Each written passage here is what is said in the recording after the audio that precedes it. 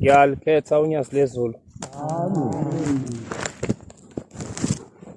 Babingelele abangcwele bonyazi ngaphansi kwelikhulu igama lonyazi. Amen. Umfana wakambili lo,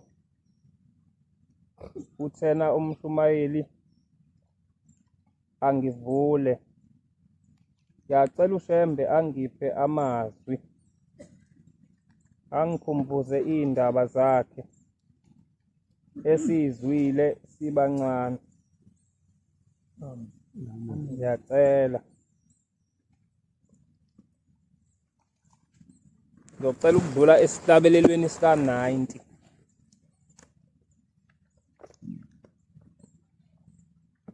Bese ngicela nje insizwe eyodwa ingilungisele uGenesis ngithi u-22 ngizosho mase ngithi angifundele.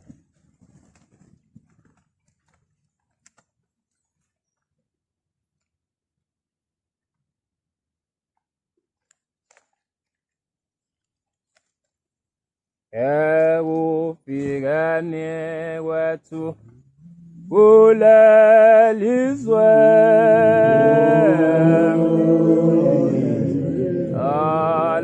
alase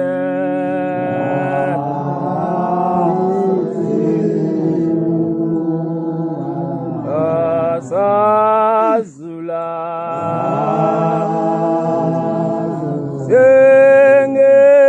sengenandawo nandawo la Nkosi yengaphula umlakhona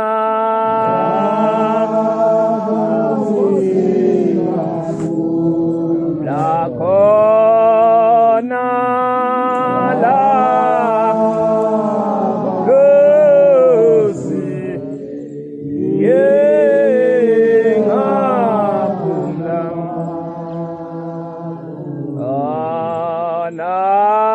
anakepha wenu Nkosi Jehova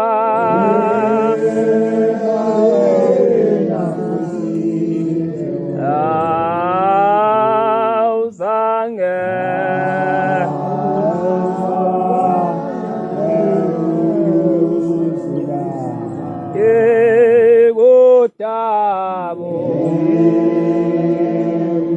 Kadabu weni wetu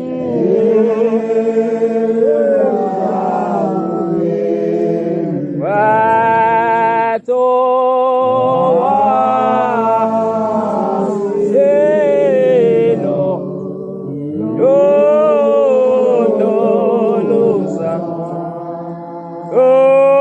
ozanjalo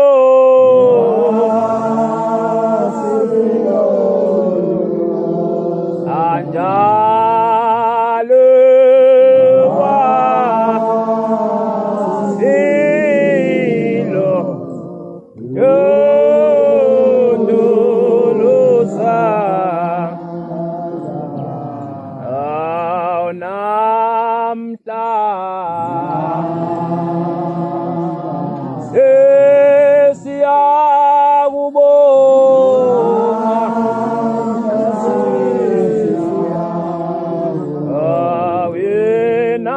Dwala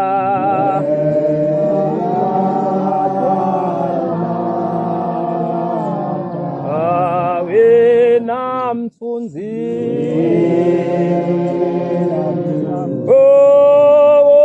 ophumula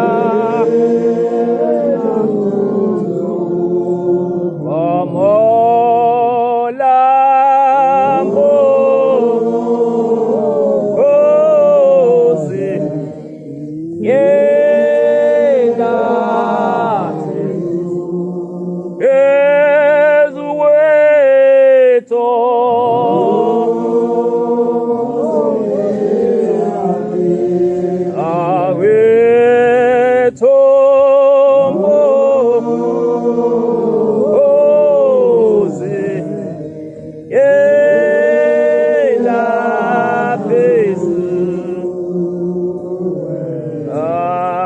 thina sesaba umusa wakho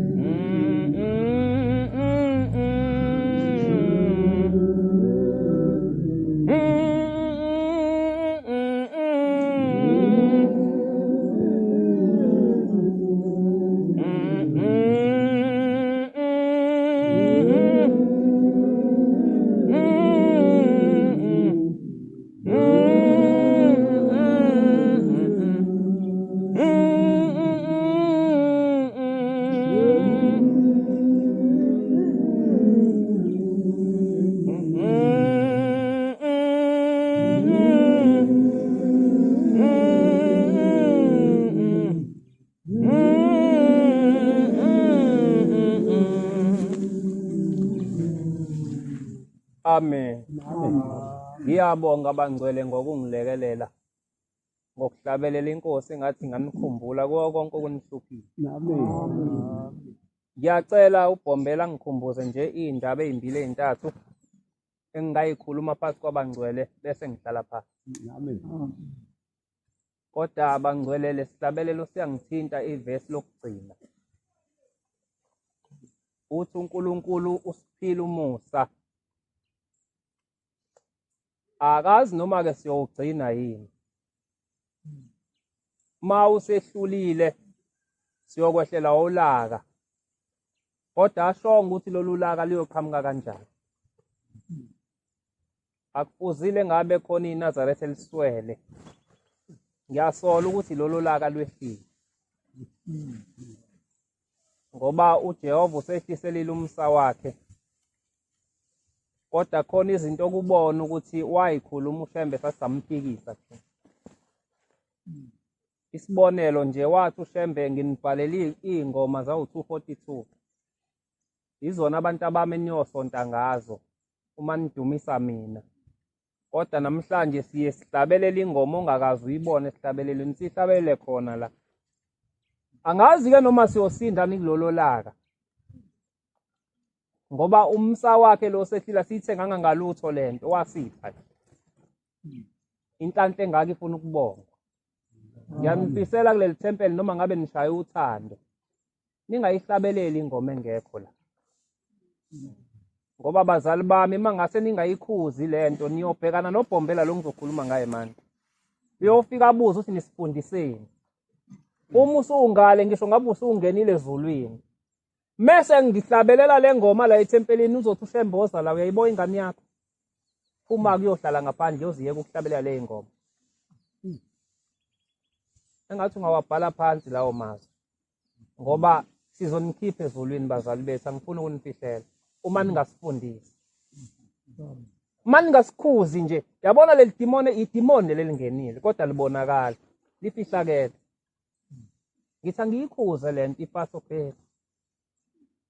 Ngoba ngikhumbula umfundisi uMadlala esehambile ebheke kuBhombela. Uthe endleleni ngifica amaNazaretha ayinkulungwane emeceleni kwendlela, amanye asefana neyihlahla. Uma ngiwabuza uthi ngoba wena kade wahamba emhlabeni uhlaleleni la? Bathi hey mntana enkosi, yebo, into esivimbile ingoba mhla sifihlwa akuzange kuthiwe ngingumhambi emhlabeni. Kuthiweni siyomasha ezulwini. Njoba sekuthiwa siyomasha ezulwini kubekwe iNazaretha, asibayise ekhaya. Ngithi angikukhulumela ukuthi abaye ekhaya. Ake ngibuye kuBhombela-ke ngoba sila, kodwa kusewumsebenzi wakhe nawo lo ukuthi angiyikhumbuze leyo. Amen. uShembe usebenza imfihlakalo eNewcastle. uBhombela esikhuluma ngaye ufikile ensizweni engakholwa, ngoba ukuba ufike ensizweni ekholwayo bebezothi cha, amanga. Ibona into emhlophe iyiza phezulu ihlele egcikeni lensizwa kuyisabatha njengoba kuyisabatha nje. Yehla uthi mayibuka lento afika athi gqi phansi umuntu ugqoka isigqoko nomjibho omhlophe. Wambingelela uthi ngavuma umasonto lensizwa. Uthi ngavuma uthi uyangazi mina, uthi ngathi angikwazi. Wathi mina nguShembe lo wokuqala. Mntanami ngifuna ukukuthuma. Bengithi ngiyosonta lapha phesheya kulela thempela. Kodwa ngoba labantwana inkonzo bayibize seshayile uKwarathu, ngeke ngisasonta nabo. Sengiye enkulisa. Hamba ufike ubatshela ukuthi abantu ababiza isonto inkonzo sewushayile uKwarathu akabikho uShembe bababodwa. Ngithi angikukhulume lokho. Amen. Ngoba abadala bayakwazi. Kokwenzeka kugcotshwe umuntu onganganami angakwazi lo ukuthi isonto lala ekhaya libizwe ngoKwarathu. Bese ningene nilinde uthi abantu abalibize sekushayile leso sikhathi akasonti na. Amen. Amen. Wathi uBhombela ngosuku lokuqala lwenyanga, mntana enkosi mawunosize ekhaya, kukhona into ebophile. Woza la ethempelini ngosuku lokuqala lenyanga, ufike usebenze uthandaze. Nangosuku lwesikhombisa lenyanga, mali ngekho nje ngesabatha, ofika uzosebenza la emzini wakhe, uthandaze uthi lezo insuku uyibekela ukunqoba izinsizwa ezibhekene nathi manathi. Cela ungifundele leyo ncwadi ngizohlala phansi.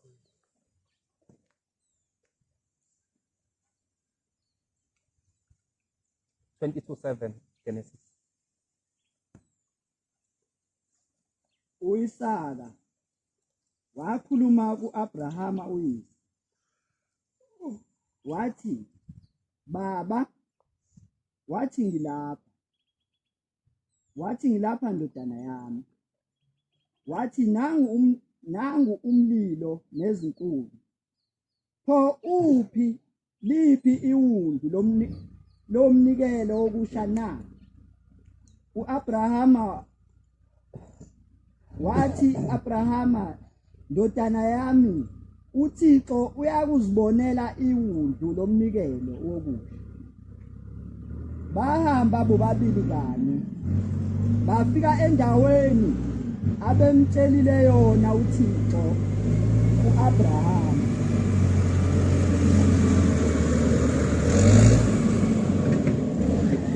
U-Abrahama wathi walakha khona ilali, walungisa izinkuni, wambopha u-Isaka indodana yakhe, wambeka eladini phezu kwezinkuni.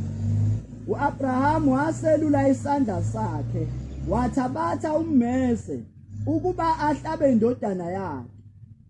Sathi isithunywa sikaJehova samemeza sisezulwini sathi, Abraham, Abraham.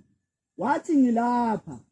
Sathi, ungabeki isandla sakho kumfana, ungenzi lutho kuye, ngokuba manje ngiyakwazi uyamesaba uThixo. Lokhu unganginqabelanga nendodana yakho eyodwa. U-Abrahama waphakamisa amehlo akhe, wabona bheka ingqama ngasemva kwakhe, ibanjwe esitahleni ngezimpondo zayo. U-Abrahamu wathabatha inqama wayinikela ibe umnikelo wokusha esikhundleni sendodana yakhe. Ngiyabonga baba. Ngifunda ngamabomu lencwadi khona inkulumo engifuna ukukhuluma ngayo. Angazi noma niyayazi noma nike niyenze nimaNazaretha. Lo nkulunkulu wekhuluma no-Abraham uyena lo sinayo. Amen. Uthe uShembe mayifika la uBhombela wathi maNazaretha ingane yokuqala ozoyizala wena ekaNkulunkulu. Uyabona ukuthi uyena. Wakuthiwa akayonikela ngengane yakhe yokuqala kwakukuphela kwayo. Ayonikela ngawo uNkulunkulu. Wayeseveza inqama. Wayesethi uShembe ke kuthina. Bo baba boma bethu uma uzela ingane yokuqala kusuke kuyekaShembe wathi lezo ngane kwakufanele ngabe ishintsha ngisho isibongo ibe yakaShembe. Wayesethi kodwa ngomusa niyoletha inqama nithenge lezi ingane zibe ezini. Bangakha bakwenzile. Futhi ninesikweletu maNazaretha. Le ngane yokuqala uthi uShembe kusuke kuyeyakhe. Uma ungazange uyithenge kuseyakho Shembe. Njengoba lo wamzekelo sesiBhayibhelini uyasikhombisa ukuthi lo uNkulunkulu wekhuluma noAbraham uyena lo ufike washo into efanayo. Ngelinye ilanga uBhombela ngala koma ngangena ufika uhamba namaNazaretha abashumayela. Sebengena komunye umuzi kuhlatshiwe. Ngikhuluma lento ke mawungakayenzi njalo le yegusha alihambi igusha liyenkosini. Ngizwile nami ekhaya bekuhlokoma bekukhuluma lokho ukuthi banesikweleti. Bakweleta uNkulunkulu ngoba abakazi bayongithenga kuyo ukuthi baba yebo lengane siyazi eyakho kodwa siyacela ngoba ihleli nathi la ekhaya ukuthi usiphe yona wena ubamba inqama. Uzoyibona ingane ingaphumeleli kanti ibanje umzali wayo. Fana nengane yomfana kuthiwa ingane yomfana kukhulisa ingane yentombazane kuphela yomfana yikhulisa. Ziyaboshwa izinto zengane ngoba khona izinto ingane bazali bethu ekufanele imukele isisizingeni lokuthi imukele isindala. Ngayikwazi ukumukela into zokuthi indala ingane. Lapha ngasekhaya umfana umpoka khawula ufika ugogo wakhe kuwe ebusuku wathi mzukulu khona into engikuphathele yona nansi ngifuna ukukunika yona kodwa inkinga unokubisi. Wavuka watshela ukhulu wakhe kwazisa ukhulu wakhe uhlakaniphile. Wathi kulungile wasibiza sasipracticela kubo wathi nifuna nibuyela nizogonqa ngesonto elizayo nigonqisa usibuzo bekhulisa. Ngempela kwenzeka. Wathi qedwa lo wesinile ngesonto kwadlula isonto elilodwa wathola umsebenzi eTransnet aswele lutho. Wayingeka imukele lento ngoba ubeyingane yobungane le.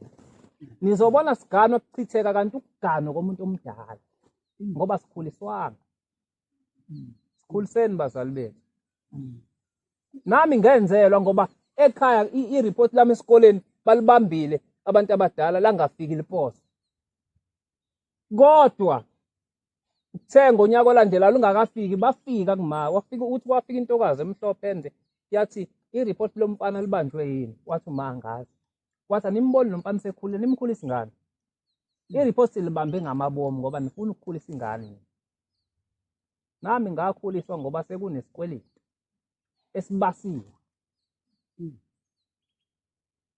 uBhombela mengena kulomuzi kanti kuhlatshiwe base bephiwa inyama. Uthi ke kulaba bahamba nabo ningayidli le nyama base bephatheka kabi uthi saphiwa inyama kodwa ubaba wathi singayidli. Wathi phatheni bantu abamkhona umntwana wami engiyibekele yena. Lithi leli khehla bahamba bathi besendleleni babona kuthunqa intuli. Umgaqo engakabi itiyela ngazokhathi. Ayi bathi zathunqa intuli zeza. Uthi kwathi mase kuseduze hawu inyamazana ngithi impunzi. Uthi avela afika ngena phansi komjiva kaBhombela. Wathi kanti jahwa ibhubesi. Uthi lafike lami ibhubesi langabelisela. Wathi khiphani leyo nyama abantu abami ninike nangumntana mulambile khona ezodedela lo aha. Baba khipha inyama abaphonsile ibhubesi ladla wayesethi wena phuma ngalana ke manje ushonele yamuza inyamazana yahamba. Kufika intombazane kuShembe ilethwa unina khona ekuphakameni iyagula. mayigula le ntombazane uthi uShembe uphethwe yini lo, uthi umnina baba lo uvela hayize bese hambe ezula nje, uthi uphi, uthi nangu, uthi mlethe, uthi uguliswa yini, uyasho uthi ngivele ngihayize nje bese ngiyalentoza ngihambe ngizula. Uthi uShembe uyakufuna ukusinda na, uthi baba ngiyakufuna, uthi yeka ubusha baba. Singaqonywa nathi kanti silande iy'nkinga, siqome kanti silande iy'nkinga, siyonikela embengeni sigobe kanti sishawa ubusha bethu. UShembe singaqonywa singaqoma. Ezinye iy'nkinga uyazilanda ngokuqoma nangokuqona. Uthi-ke ngibiyeke kanjani ubusha, uthi ngibona ibhokisi lapha kini ley'ncwadi zothando zigcwele pha. Hamba ufike ushise leza y'ncwadi. Ziningi izinto athi uyawubhombela siyiyeke nathi, asiyiyekile. Ziningi kakhulu. Yahamba intombazane nonina, yafika ngempela yayikhipha iy'ncwadi. Kwase kuqhamuka u-anti wayo, udadewabo oyise, wathi hhayi bo, wena uyibani bani, musuba isilima wena, ungayishisi zonke ley'ncwadi. Futhi khona yayibhalwe kahle. Angazi wena ku-WhatsApp ukuthi azikho iy'ncwadi zothando. Angazi. Ngoba phela ngasasikhathi kwakubhala ephepheni kodwa namhlanje kubhalwa ku-WhatsApp. Azikho iy'ncwadi zothando ku-WhatsApp. Wafike wayishisa ngempela zasala eziwu-2. Wasephinda kuyena uShembe uthi akobuya. Uthi mayesefika kuShembe uthi mntanami uyishisile iy'ncwadi, uthi baba ngizishisile. Uthi zonke, uthi baba zonke. Uthi we mntanami ngesikhathi ngithi hamba oshisa iy'ncwadi ngikhiphe iy'ngelosi eziwu-2 ebeyihamba nawe ey'mbili. Zibuyela zangitshela ukuthi wena uzange uyishisa zonke iy'ncwadi. Ma ufuna ukuphila delete uWhatsApp. Ma ufuna ukuthandaza uShembe kuze delete uFacebook. Waphinde emuva wafika wayishisa zonke iy'ncwadi, wayesebuya uthi uShembe wabusisa amanzi, wabusisa uVaselina, wamnika, wahamba lo mntwana wayeseqala ngisho ukuphucuka isikhumba, wamgeza iy'nyawo, sabuyela isikhumba sasona, wase kuthiwa akadla amafutha. Wayesefika uShembe ekhaya kuthiwa ngalo langa waphala izinto engathi iy'nyoka, wathi mntanami usuphilile kodwa ungaphindela ebusheni bakho. Siyazihluphekisa ngoba uNkulunkulu siyamdedisa kithi ngezinto esiyithandayo yena angazifuni. Kufana notshwala nje, wathi uShembe singabugaya, wathi asokwenza inkonzo kaMahlukanandlela. Uthi uShembe uma usuyiNazaretha enza inkonzo kaMahlukanandlela, ubize bonke omakhelwane, uhlabe inkomo la, ube nenqama la, ubese imele umfundisi wakini. Uthi ngalelo langa uyosukuma ubatshela uthi bantu abami mina sengikhethile, ngiganile, ngigana umakoti, ngigana umyeni ongenasipho. Izona lezo zinto ezisidonsela emuva. Okokugcina kwafika umlungu eletha indodakazi yakhe. Mayefika uyambuza ukuthi yini ukhetha ukumletha la, uthi sengihlulekele yonke indawo. Kwathi wayifakwa endlini leyo ndlu, leyo ntombazane yawabulala wonke amawindi. Yaphuma ngewindi yabaleka, wathi uShembe ayilande, yaphinde yafakwa khona. Kuthiwa kwathi kusonto ngelinye ilanga yayisigibele esihlahleni ifuna ukuzibulala. Wakhuluma naye phezulu esihlahleni wathi, nina amadimoni enikholelele ngane phumani kuyo. Aphuma amadimoni yehle ingane. Wayesetshela uyise wathi uyayibona ingane yakhe isiphilile. Wangakholwa umlungu. Wathi ngifuna ukukukhombisa isiphilile. Wathi hamba wena uye ekhishini ufike ungenzele itiye. Yahamba le ngane yafika atshela amakhosazana ayesekhishini ukuthi umkhulu uthe ucela itiye, balenza base beyinika. Yezi liphethe ngetray, ithe mayiqhamuka la yayisibona itafula likhe, yabeka itray phansi, yahamba yalanda itafula, yafika libeka la, isithatha itray yabeka la, waliphuza ubhombela. Uthe meseqedile wabuya wabeka inkomishi la, yabuya yabona ukuthi useqedile, yabuya yathatha itray yalihambisa ekhishini, yathatha itafula yalisusa. Wathi yabona usephilile. Wabonga umlungu, wabona ukuthi uShembe uNkulunkulu. Imisebenzi enjalo esihlangene ngayo. Nakho kokugcina uShembe esindisa elinye ikhehla elalingezwa nalokukhuluma uyise. Uthi lo baba kuthiwa wephatha i-briefcase eyayinosafara phakathi abagugile uma ubunga athathe besikwa ngesikele. Uthi lobu bufakazi bokuthi uShembe uNkulunkulu. Mina ngasinda esitimeleni. Ngathi ngithi ngigibela isitimela kanti sesiyasuka sangishova ngaphansi. Uthi kwakuthi makufanele isondo lesitimela lingigayise kwaqhamuka umuntu onesandla esikhulu kabi afika abeka isandla isondo lesitimela ligibele phezulu kwesandla. Uthi ngathi ngekhochi yokugcina ila ngezwe khona le ndoda ubani. Uthi kwaqhamuka ubaba wathi kodwa Shembe le ngane uyisindiselani ngoba yizwa bengifuna ize la ngikhona ukuze ngazi ukuthi mina ubani lo ngisindisile. Uthi ngezwe sekuyikhochi yokugcina ukuthi kanti uShembe umuntu onjani lo nesandla esikwazi ukuthi asibeke isondo lesitimela ligayise yena mina singangenzi lutho. Labo safara ke babeqophozwe amatshe kaJantshi lapha. Uthi ke ngifuna ababofazi muphika ukuthi uShembe uNkulunkulu. Elinye ikhehla nalo liyonikela enkosini uBhombela. Wathi mayese eqedile ukunikela lomkhulu useyambuza lo muntu uyikhehla mdala kunoBhombela. Makuthiwa uShembe uNkulunkulu aqanjwa manga ngoba leli khehla lalidala kunaye ikhomba ukuthi lazalwa kuqala engakabikho ngokwenyama. Uthi uShembe mntanami njengoba wena ungenawo amazinyo ashona azaphume wonke. Uthi mayephendula lomkhulu uthi baba aphuma ngimncane ngineminyaka ewu8 avela aphuma wonke. Uthi uyazi amazinyo akhe akhishwa yini? Uthi baba ngazi. Uthi amazinyo akho mntanami ngadinwa mhlazane nibophela inkabi nomkhulu wakho. Umkhulu wakho zamgcoba inkabi wena wahleka. Ngase ngidina ukuthi lamazinyo amahle kanje ngikuphe wona uhlekela into engafanele ukuhlekela ngawathatha wonke. Nkosi bosenike isizwe.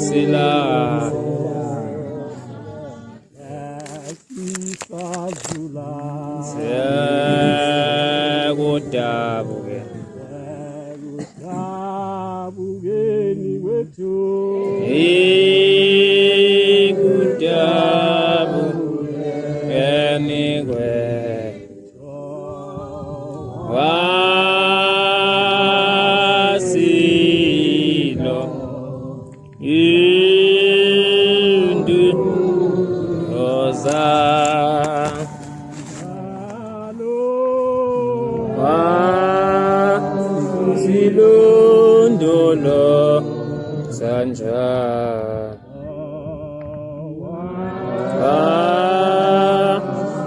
silo induluza njani. Iyayikhetha inkosi yasePheni uNyazizwe bantwana benkosi eyingcwele ishawa uhlabelela lesihlabelelo nje ishawa umayeli usinike inkonzo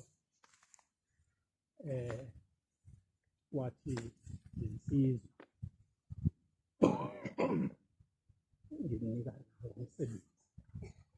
umsebenzi ke ongelula nokho umsebenzi onzima ngoba ufuna manje siziveze ukuthi sabona ukufika kwethu kulobu buNazaretha sasifike nje intoni esasiyibonile. Amen. Bantwana basezulwini libonge kakhulu insizwa yakwethu emazwini eseyiwakhulumile amazwi engithe mangizihlehlisa umqondo ngibuyele emuva ngabona ukuthi hayi ngiseyingane kakhulu futhi hayi ubungane bami bisazifanela naleya ngane egaqa. Ngoba kusho ukuthi la eNazaretheni angikokwazi lutho engikuzwile namhlanje uvuse amanxeba amaningi ukuthi kanti lo nkulunkulu esimlandelayo uba siyabonga sizwa izwi uShembu kulethe ngamabomu ukuthi woza la kuthina namhlanje kulomuzi wasemthandazweni uzosilethela lezi ndaba ozilethile azizincane zinzima futhi ke angazi noma sofika yini la kufanele sifike khona. AmaNazaretha ukhona indaba lensizwe ithintile. Hey uyabona maye thinta ingane yokuqala ukuthi kanti wena mzali usuke ujabula kangaka nje uzitshela ukuthi uzele ingane. Awu ngiyakhumbula indodakazi yami ngendlela engangijabule ngayo ngithola intombi ngangijabule lento eyayidida umphefumulo wami kanti kwangeyona yami kwakuNkulunkulu kwangeyona yami kwakuNkulunkulu. Ngathi nangasikhathi sengithola insizwa elama yona ngajabula into eyisimanga kanti kwangeyona yami. Khuluma ngento engishayisa ngoba ngoba namhlanje izingane zami ngithi ngiyakhetha ngiyabheka ngibona izinto eziningi nje ezifuna ukuvuleka ezinye ziphinde zivaleke ukuthi kanti ukuyimina ukhona into engingayenzanga enganeni yami ukuze izinto zayo uShembe azidedele kahle. Amen. Sengikhumbula nezinyanga engadlula kuzona ngoba ngithi ngizama ukulungisa izinto kusho ukuthi kanti ngangiye endaweni engafanele ukuba ngiye kuyona ngoba ngithi ngizama ukulungiselela ukuthi ingane yami uphume umnyama kuyona kanti kwangewona umnyama kwangekona ukuthi le ngane yami ithakathiwe kwakungekona ukuthi kukhona abangilokhuzela amanzi amnyama la ekhaya ukhiye kwawukumina ngoba phela ngizange ngiyibone. Ngishawa uvalo okuningi bantwana basezulwini sisesikhumbuzweni-ke la sikaBhombela umqali wendlela la sizovuseleleka ohambweni lukaNkulunkulu esimlandelayo.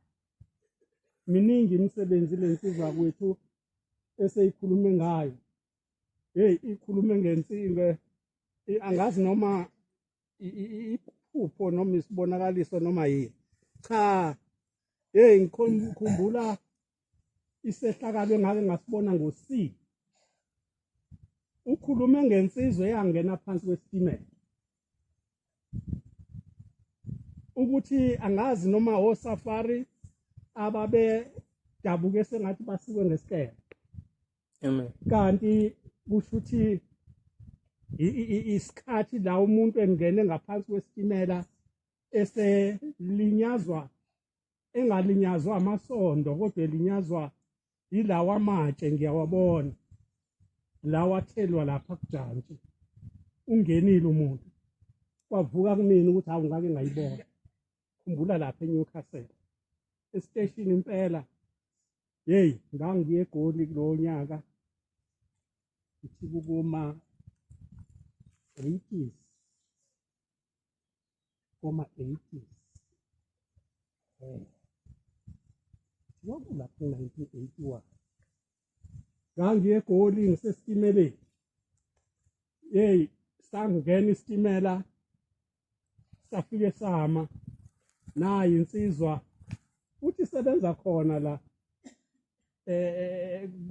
kumjantshi liyansizwa into engayibona amaNazaretha yashisa isithombe esinzima kakhulu emqondweni wami ngibona umuntu engena ngaphansi kwajantshi bethu ungena esitimeleni ubambelela kule nsimbi le la emnyango saphunyuka isandla kanti ungena isitafu isitimela sesisuka uthi uyagcuma uyangena ubamba la yavela insimbi yangabambeki umuntu avela washona la ngaphansi kwamasondo esitimela la ngaphansi savala amehlo sonke awusaphelile sahamba isitimela ngoba simi mase sisukile sahamba isitimela sawuqeda ulayini silunguze ngamawindi simpabaza umthola wento esiyibonile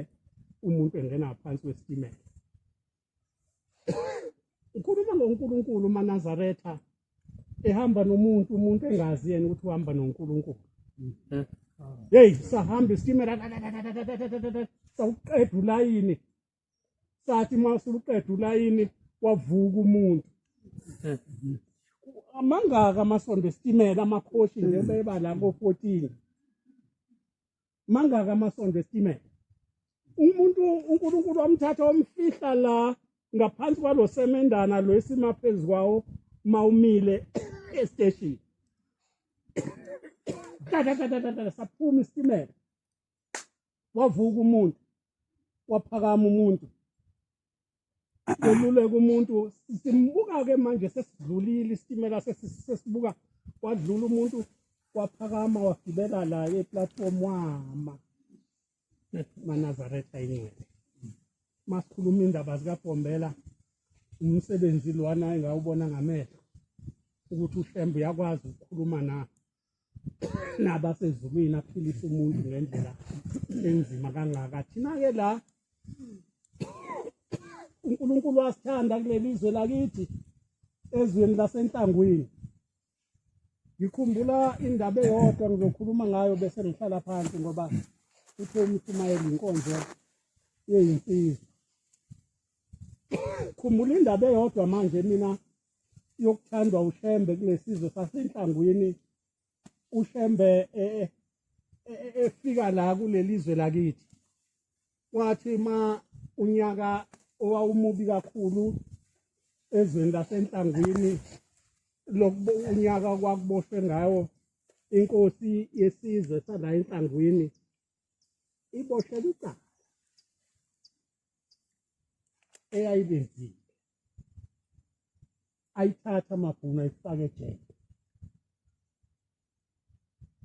mayifaka ejele amabhunu kwazwakala ukuthi lecala lakhe libi kakhulu kwabukhosi kuyena buyaphela inkosi umdibanisi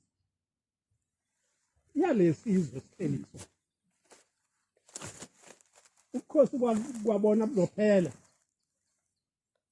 Ngikhuluma indaba ke kaNkulunkulu esimlandelayo ukuthi kwathi ma induna sezibonisana kwabonakala ukuthi asikho isizwe esingaba isizwe inkosi ingasekho.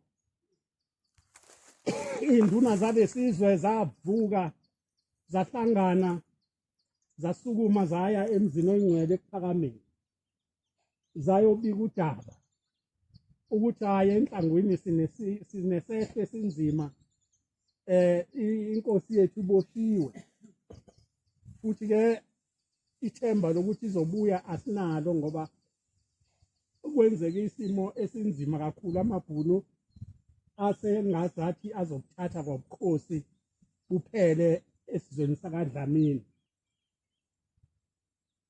Bantwana basezulwini indaba enkulu eyenzeka bafike bakubika lokho kuthi uBhombela